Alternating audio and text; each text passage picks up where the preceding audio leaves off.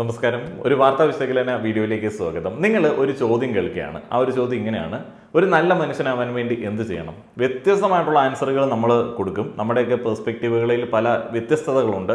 കാഴ്ചപ്പാടുകളിലൊക്കെ നമ്മുടേതായിട്ടുള്ള ഒരു ഐഡന്റിറ്റി ഉണ്ട്. എന്നാൽ ആ ഒരു ചോദ്യം കേൾക്കുന്ന ഹിന്ദുത്വവാദികൾ എന്തുത്തരം കൊടുക്കും? അതിൽ വലിയ കോമൺ ആയിട്ടുള്ള ഒരു രീതി നമുക്ക് കാണാനായിട്ട് പറ്റും. അവരിങ്ങനെ പറയും: നമ്മുടെ ചുറ്റുപാടുകളിലുള്ള മുസ്ലിം സഹോദരനെയും ക്രിസ്ത്യൻ സഹോദരനെയും ഇതര മതസ്ഥരെയും ചേർത്ത് നിർത്തുക, അങ്ങനെ നല്ലൊരു മനുഷ്യനാവാൻ വേണ്ടി പറ്റും. ഇപ്പം ഇന്ത്യൻ സാഹചര്യങ്ങളിൽ, നിലവിലത്തെ സാഹചര്യങ്ങളിൽ അത് ശരിയാണല്ലോ എന്ന് നമ്മൾ ഓർത്ത് പോകും എന്നുണ്ടെങ്കിലും അതിൻ്റെ ഉള്ളിൽ കടുത്ത മതവർഗീയ ചിന്തയുണ്ട്. ആ ഒരു ചിന്ത വെച്ചിട്ടാണ് ഇവിടെയുള്ള BJP നേതാക്കളൊക്കെ അവരുടെ പ്രചാരണം നടത്തുന്നത്. ഇവരുടെ വിചാരം ഇവരിങ്ങനെ ചേർത്ത് നിർത്തും എന്ന് പറയുന്നത് എന്തോ വലിയ സംഭവമാണ് എന്നുള്ളതാണ്. ഇവരുടെ ആ ഒരു സഹോദരൻ വിളിയിലുണ്ട് കടുത്ത ആ ഒരു വർഗീയത. കാരണം അവൻ മുസ്ലിം സഹോദരനെ മുസ്ലിം സഹോദരനായിട്ടും ക്രിസ്ത്യൻ സഹോദരനെ ക്രിസ്ത്യൻ സഹോദരനായിട്ടുമാണ് കാണുന്നത്. അവൻ ആദ്യം മതം മുന്നേ വയ്ക്കും, പിന്നെയാണ് അവന് സഹോദരൻ. ആ മതത്തിൻ്റെ അടിസ്ഥാനത്തിലുള്ള സാഹോദര്യമൊക്കെ ഇവിടെയുള്ള ഹിന്ദുത്വവാദികൾക്കുള്ളൂ. അതേപോലെ തന്നെ ഈ ചാതുർവർണ്ണ്യത്തിൻ്റെ അടിസ്ഥാനത്തിലൊക്കെയാണല്ലോ ഈ ഹിന്ദുത്വവാദികൾ പലപ്പോഴും പ്രവർത്തിക്കുന്നത്. അപ്പോൾ ഈ ഹിന്ദുത്വവാദികൾ തുറന്ന് ഇത് പറയില്ല, ഞങ്ങൾ ഈ പറയുന്ന സനാതന ധർമ്മം, അതിനകത്ത് ചാതുർവർണ്ണ്യം, ഈ പറയുന്ന കാര്യങ്ങൾ സപ്പോർട്ട് ചെയ്യുന്നുണ്ട് എന്ന് തുറന്നു പറയില്ല. അവിടെയും ഈ ഒരു ചേർത്ത് നിർത്തലുണ്ട്. ഞങ്ങൾ SC/STക്കാരോട് ഒപ്പമാണ്, ഞങ്ങൾ അവരെ ചേർത്ത് നിർത്തും, ഞങ്ങൾ ദളിത് വിഭാഗങ്ങൾക്ക് ഒപ്പം ഭക്ഷണം കഴിക്കാറുണ്ട്. ഇങ്ങനെയുള്ള ചില ഐറ്റങ്ങൾ അവിടെ അടിച്ചിടും.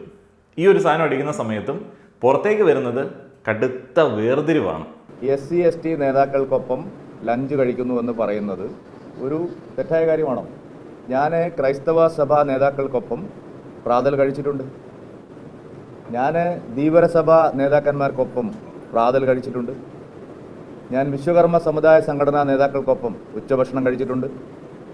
ഞാൻ ഇന്ന് മുസ്ലിം പള്ളിയിലും പോയിട്ട് അവിടുന്ന് രാവിലെ ചായയും പലഹാരങ്ങളും കഴിച്ചിട്ടുണ്ട്. അതെല്ലാം എല്ലാ ദിവസത്തെ പരിപാടിയിലും ഓരോ ദിവസവും നടക്കുന്ന പരിപാടികളിലും രേഖപ്പെടുത്താറുണ്ട്. 13 പട്ടികജാതി പട്ടികവർഗ സംഘടനകളാണ് ഇന്നലെ കോഴിക്കോട്ട് ഞങ്ങളുടെ പരിപാടിയിൽ വന്നത്. അവരൊന്നും BJPക്കാരല്ല. ആ പട്ടികജാതി പട്ടികവർഗ സംഘടനാ നേതാക്കളോടൊപ്പമാണ് ഞാൻ ഉച്ചഭക്ഷണം കഴിച്ചത്. അതിലെനിക്ക് അഭിമാനമേ ഉള്ളൂ. അതുകൊണ്ട് ഞാൻ SC/ST നേതാക്കളോടൊപ്പം നാളെയും കഴിക്കും. എൻ്റെ എല്ലാ യാത്രയിലും SC/ST നേതാക്കൾ, പാർശ്വവൽക്കരിക്കപ്പെട്ടവർ, പാവങ്ങൾ, അവരോടൊപ്പം ഇരുന്നിട്ടാണ് ഞാൻ ആഹാരം കഴിക്കുന്നത്. കണ്ണൂരിൽ നിങ്ങൾ എൻ്റെ കൂടെ ഉണ്ടായിരുന്നല്ലോ. ഞാൻ തയ്യൽ കടപ്പുറത്തെ മത്സ്യത്തൊഴിലാളികളോടൊപ്പമാണ് കഴിച്ചത്. ഇന്നലെ കാലത്ത് ഞാൻ മാറാട് കടപ്പുറത്തെ ധീവര സമുദായ നേതാക്കളോടൊപ്പമാണ് ഞാൻ കഴിച്ചത്. ഇന്ന് നെയ്ത്തുകാരുടെ കൂടെയാണ് കുത്താമ്പുള്ളിയിൽ. ചാലിയ സമുദായത്തിൽപ്പെട്ടവരാണ്. നിങ്ങൾക്ക് എന്തായാലും ഇത്ര തെറ്റായ കാര്യമാണോ? അതിലെന്താണ്? ഞാൻ വലിയ ബ്രാഹ്മണനൊന്നും അല്ലല്ലോ. ബ്രാഹ്മണനായതുകൊണ്ട് ഞാൻ പട്ടികജാതിക്കാരെ ആക്ഷേപിച്ചു നിങ്ങൾ പറയും. ഞാനൊരു പിന്നോക്കക്കാരനാണ്. ഈ സമൂഹത്തിലെ ഏറ്റവും പിന്നോക്കം നിൽക്കുന്ന ഒരു സമുദായത്തിൽ നിന്ന് ജനിച്ചവനാണ് ഞാൻ. ആ ഒരു വിവേചനമാണ് ഇവരുടെ ഉള്ളിൽ, ആ ഒരു വിവേചനമാണ് പുറത്തേക്ക് വരുന്നത്. കാരണം ഇത് പറയുമ്പോൾ ഇവർ ചിന്തിക്കുന്നത് തങ്ങളെന്തോ വലിയ കാര്യം ചെയ്യുന്നു. അത് വലിയ കാര്യമായിട്ട് അവർക്ക് തോന്നുന്നത് എന്തുകൊണ്ടാണ്? അങ്ങനെ ഒരു കാര്യം അവർ ചെയ്തിട്ടില്ല. അത് ചെയ്യുന്നത് വലിയ എന്തോ ഒരു സംഭവമായിട്ട് പറയാൻ പറ്റുന്നതാണ് എന്നും ഊറ്റം കൊള്ളാൻ പറ്റുന്നതാണ് എന്നും ഉള്ളിലിങ്ങനെ ചിന്തിക്കുകയാണ്. ഇത് കേരളത്തിൽ വർക്കാവില്ല. അതുകൊണ്ടാണ് സുരേന്ദ്രൻജി കഴിഞ്ഞ ദിവസം SC/STക്കാരുടെ ഊണ് കഴിക്കാം എന്ന് പറഞ്ഞപ്പോൾ അവർ വേണ്ട എന്ന് പറഞ്ഞതും അതേപോലെ ആ ഒരു പരിപാടി വലിയ വിവാദമായി മാറിയതും. ഞാൻ പലതവണ, ഒത്തിരിയധികം തവണ റിപ്പീറ്റ് ചെയ്ത് പറഞ്ഞ ഒരു സംഗതിയാണ്, BJP കേന്ദ്ര നേതൃത്വത്തിൻ്റെ പ്രൊമോഷൻ സ്ട്രാറ്റജിയുമായിട്ട് കേരളത്തിലേക്ക് വന്നു കഴിഞ്ഞാൽ വിലപ്പോവില്ല.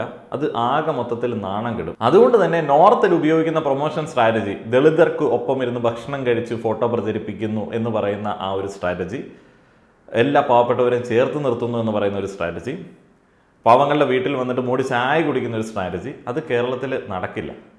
കാരണം കേരളത്തിൽ അങ്ങനെ ഒരു ഔദാര്യം ആളുകൾ ആഗ്രഹിക്കുന്നില്ല. നോർത്തിൽ എന്തുകൊണ്ട് ഇത് വർക്കാവുന്നു എന്നുള്ളതിനെ കുറിച്ചിട്ട് നമ്മൾ മനസ്സിലാക്കേണ്ടതുണ്ട്.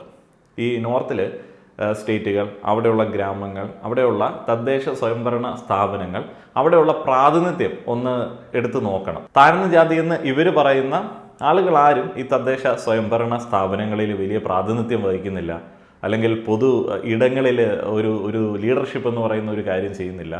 അവർ ആ ഒരു മേഖലകളിലൊന്നുമില്ല. ആ ഒരു മേഖലകളിൽ അവരില്ലാത്ത എന്തുകൊണ്ടാണ്? അടിച്ചമർത്തൽ എന്ന് പറയുന്ന ഒരു കാര്യത്തെക്കുറിച്ചിട്ട് പറയുന്നതിന് മുൻപ് നമ്മൾ മനസ്സിലാക്കേണ്ട ഒരു കാര്യമുണ്ട്. അവർ ആ ഒരു ഏരിയയിലേക്ക് നോക്കുന്ന കൂടിയില്ല. കാരണം അവർ ചിന്തിക്കുന്നില്ല അങ്ങനെയുള്ളൊരു ഇടത്തേക്ക് തങ്ങൾക്ക് വരാൻ പറ്റുമെന്ന് അവർ ചിന്തിക്കുന്നില്ല. നമ്മുടെ നാട്ടിലെ പോലെ പ്രാതിനിധ്യം എന്തുകൊണ്ടില്ല എന്നുള്ളതിനെ കുറിച്ചിട്ട് ആരും ചോദിക്കുന്നില്ല, അവരതിനെ കുറിച്ചിട്ട് ചിന്തിക്കുന്നു കൂടിയില്ല. നമ്മുടെ നാട്ടിലുള്ള ആളുകൾക്ക്, കുട്ടികൾക്കും അല്ലെങ്കിൽ മുതിർന്നവർക്കും എല്ലാ ആളുകൾക്കും ഏതൊരു നിലയിലും എത്താനായിട്ടുള്ള സാധ്യത ഇവിടെയുണ്ട് എന്നുള്ളൊരു തോന്നലുണ്ട്. എന്നാൽ ചില മേഖലകളിൽ നമ്മുടെയൊക്കെ ഇന്ത്യയിലെ തന്നെ പല സംസ്ഥാനങ്ങളിലെ ദരിദ്ര ഗ്രാമങ്ങളിൽ അങ്ങനെ ഒരു ചിന്തയില്ല. ഉത്തരാഖണ്ഡിൽ മിഷൻ പ്രവർത്തനങ്ങൾക്ക് പോയ ഒരു വൈദികനോട് ഒരിക്കൽ സംസാരിച്ചപ്പോൾ അദ്ദേഹം പറഞ്ഞൊരു കാര്യമുണ്ട്. അദ്ദേഹം ഉത്തരാഖണ്ഡിൽ ഒരു ഗ്രാമത്തിൽ ചെന്നു. അപ്പോൾ ആ ഒരു ഗ്രാമത്തിൽ ഒരു കുട്ടി ഉണ്ടായിരുന്നു. അവനോട് ചോദിച്ചു, നിനക്ക് ആരാവണം, നിനക്ക് ഭാവിയിൽ ആരാവണം? ആ ഒരു ചോദ്യത്തിന് അവൻ തന്ന ഒരു മറുപടി എന്ന് പറയുന്നത്, എനിക്ക് ആ കാണുന്ന മലയുടെ അപ്പുറത്ത് പോയി പശുവിനെ തീറ്റിക്കണം എന്നുള്ളതാണ്. അപ്പോൾ ഇത് ഉത്തരാഖണ്ഡിലെ കാര്യം, അതിപ്പം ആ ഒരു സൈഡാണല്ലോ എന്ന് വിചാരിക്കും. അങ്ങനെയല്ല, മിക്കവാറുമുള്ള പല സംസ്ഥാനങ്ങളിലെയും അവസ്ഥ ഇതാണ്. അതുകൊണ്ട് അവർക്ക് അപ്രാപ്യമെന്ന് തോന്നുന്ന കാര്യങ്ങളാണ് പലപ്പോഴും ഈ രാഷ്ട്രീയം അല്ലെങ്കിൽ പൊതുപ്രവർത്തനം, ഈ കാര്യങ്ങളൊക്കെ. അതുകൊണ്ട് തന്നെ അവരെ ചേർത്ത് നിർത്തുന്ന ആളുകൾ, അവരുടെ കൂടെ ഭക്ഷണം കഴിക്കുന്ന ആളുകൾ, അവർ വേറെ ഏതോ ആളുകൾ, നമുക്കൊരിക്കലും എത്തിപ്പിടിക്കാൻ പറ്റാത്ത ആളുകൾ. അതുകൊണ്ട് അവർ നമ്മുടെ അടുത്ത് വന്നു എന്നുള്ള ഒരൊറ്റ സാധനം മതി അവർക്ക്. കാരണം അവരുടെ അടുത്ത് ഇതുവരെ അങ്ങനെ ആരും വന്നിട്ടുണ്ടായിരുന്നില്ല. അപ്പോൾ അതാണ് അവിടുത്തെ മാർക്കറ്റിംഗ് സ്ട്രാറ്റജി. അത് എങ്ങനെയാണ് കേരളത്തിൽ വർക്കാവുന്നത്? നമ്മൾ ഈ പന്തി ബോധനമൊക്കെ നടത്തിയ ആൾക്കാരല്ലേ. അപ്പോൾ അത് ഏത് കാലത്താണെന്ന് ആലോചിക്കണം. ആ ഒരു കാലഘട്ടത്തിൽ നമ്മൾ ഇതിനെക്കുറിച്ചിട്ട് മനസ്സിലാക്കുകയും ആളുകൾക്ക് അവബോധം ഉണ്ടാകുകയൊക്കെ ചെയ്ത ഒരിടത്ത് ഇന്നത്തെ കാലത്ത് ഇമാതിരി സ്ട്രാറ്റജി, നോർത്തിലെ സ്ട്രാറ്റജി എടുത്ത് ഇവിടെ അലക്കുക എന്ന് പറയുന്നത് എന്തൊരു വിഡ്ഢിത്തരമാണ് എന്നുള്ളതാണ് ഞാൻ ആലോചിക്കുന്നത്. ഒരു പൊളിറ്റിക്കൽ പാർട്ടി, ജനാധിപത്യ സംവിധാനത്തിലെ ഒരു പൊളിറ്റിക്കൽ പാർട്ടി ജനസേവനത്തിന് അവസരം തരണമെന്ന് ആളുകളോട് റിക്വസ്റ്റ് ചെയ്ത് നടത്തുന്ന ഒരു പ്രചാരണ പദയാത്രയാണ് നമ്മൾ കാണുന്നത്. അതിൻ്റെ കാര്യപരിപാടികളിലേക്ക് പോയി കഴിഞ്ഞാൽ 7:30 AM ക്ഷേത്ര ദർശനം, 8:30 AM പുഷ്പാർച്ചന, 9 AM പ്രഭാത ഭക്ഷണം, 10 AM സന്ദർശനം, കൂടിക്കാഴ്ച, വാർത്താ സമ്മേളനം, സ്നേഹസംഗമം, ഉച്ചഭക്ഷണം, SC/ST നേതാക്കളും ഒന്നിച്ച്, നവാഗത സംഗമം, ഉദ്ഘാടന സമ്മേളനം. ഒരു ജനാധിപത്യ സംവിധാനത്തിൽ ക്ഷേത്ര ദർശനവും കഴിഞ്ഞ് പുഷ്പാർച്ചനയും നടത്തി ഒരു കൂട്ടം ആളുകൾ അവരുടെ രാഷ്ട്രീയ പ്രാതിനിധ്യം ഉറപ്പിക്കാൻ വേണ്ടി ഇറങ്ങുകയാണ്. ഈ ക്ഷേത്ര ദർശനം, പുഷ്പാർച്ചന എന്നൊക്കെ പറയുന്നത് വ്യക്തിപരമായിട്ടുള്ള കാര്യങ്ങളായിട്ട് അംഗീകരിക്കപ്പെടുക, അത് ഒരു പൊളിറ്റിക്കൽ പാർട്ടിയുടെ കാര്യപരിപാടികളിലേക്ക് കൊണ്ടുവന്ന് അത് പ്രചാരണത്തിന് മുൻപ് അനൗൺസ് ചെയ്യുക എന്നൊക്കെ പറയുന്നതിനകത്തെ ആ ഒരു പ്രശ്നമുണ്ടല്ലോ, ആ ഒരു പ്രശ്നം ഇവിടെയുള്ള ആളുകൾക്ക് മനസ്സിലാവില്ല. അവരെ സംബന്ധിച്ച് അവരെന്തോ വലിയ കാര്യമാണ് ചെയ്യുന്നത്. ഇങ്ങനെ വേർതിരിച്ച്, ജാതി തിരിച്ച്, വിഭാഗം തിരിച്ച് വെച്ചിരിക്കുന്ന ആളുകൾ, അവരുടെ മനസ്സിൽ അവർ വെച്ചിരിക്കുന്ന ആളുകൾ, അവർക്കൊപ്പം ഈ ഒരു സവർണ മേധാവിത്വം ഉള്ളിൽ വെച്ചിരിക്കുന്ന ആളുകൾ ഊണ് കഴിക്കുക എന്ന് പറയുന്നത് വലിയ കാര്യമാണ്. ആ വലിയ കാര്യം എന്തുകൊണ്ട് മാലോകരോട് വിളിച്ച് കൂവിക്കൂടാ എന്നുള്ള ചിന്തയിൽ നിന്നിട്ടാണ് അവർ ഈ പറയുന്ന വലിയ സംഭവം ഇങ്ങനെ പറയുന്നത്. ഇവരുടെ വിചാരം, നമ്മളിത് കേൾക്കുന്ന സമയത്ത്, അയ്യോ സുരേന്ദ്രൻജി എന്തൊരു കരുണാമയൻ, ഞങ്ങളിലേക്ക് ഇറങ്ങി വന്നിരിക്കുന്നു, ഞങ്ങൾക്കൊന്നും ഇത് സാധ്യമല്ലാത്ത കാര്യമാണല്ലോ, നിങ്ങൾ ഞങ്ങൾക്ക് വേണ്ടി ഉണ്ടല്ലോ ദൈവമേ എന്ന് പറയുന്ന ചിന്തയാണെന്നുള്ളതാണ് ഇവർ വിചാരിക്കുന്നത്. ഇവരാരാണ്?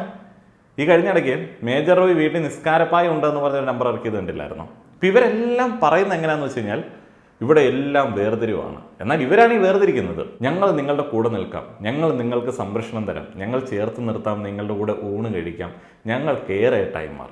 ഈ കെയർ ഏട്ടായിമാർ എന്ന് പറയുന്നത് നമ്മളെപ്പോഴും സോഷ്യൽ മീഡിയയിൽ കഴിഞ്ഞിടയ്ക്കൊക്കെ ഡിസ്കസ് ചെയ്തൊരു സംഗതിയാണ്. ശരിക്കും ഈ കെയർ ഏട്ടായിമാരുടെ ഒരു സൈക്കോളജി തന്നെയാണിത്.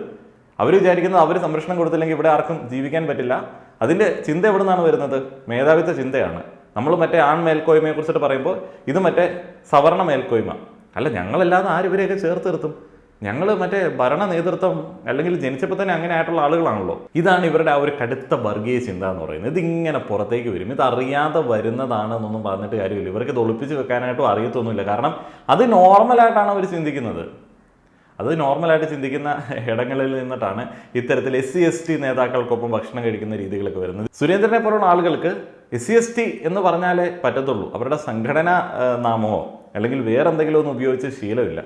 ക്രിസ്ത്യൻ സഹോദരൻ, മുസ്ലിം പള്ളിയിൽ നിന്ന് കാപ്പി കുടിച്ചു, ക്രിസ്ത്യൻ പള്ളിയിൽ നിന്ന് മാമുണ്ട് എന്നൊക്കെ പറഞ്ഞിട്ടുള്ള പ്രചാരണം നാണംകെട്ട പ്രചാരണമാണ്. നമ്മുടെ നാട്ടിലാണല്ലോ ഇതൊക്കെ നടക്കുന്നത് എന്ന് പറയുമ്പോൾ ഇത് കേൾക്കുന്ന നമുക്ക് അങ്ങോട്ട് ഉളുപ്പ് തോന്നും. വേറൊന്നും ഞാൻ പറയുന്നില്ല. ഇതൊക്കെ തന്നെയാണ് ഇവന്മാരുടെ ഒരു ഐറ്റം എന്ന് പറയുന്നത്. നന്ദി.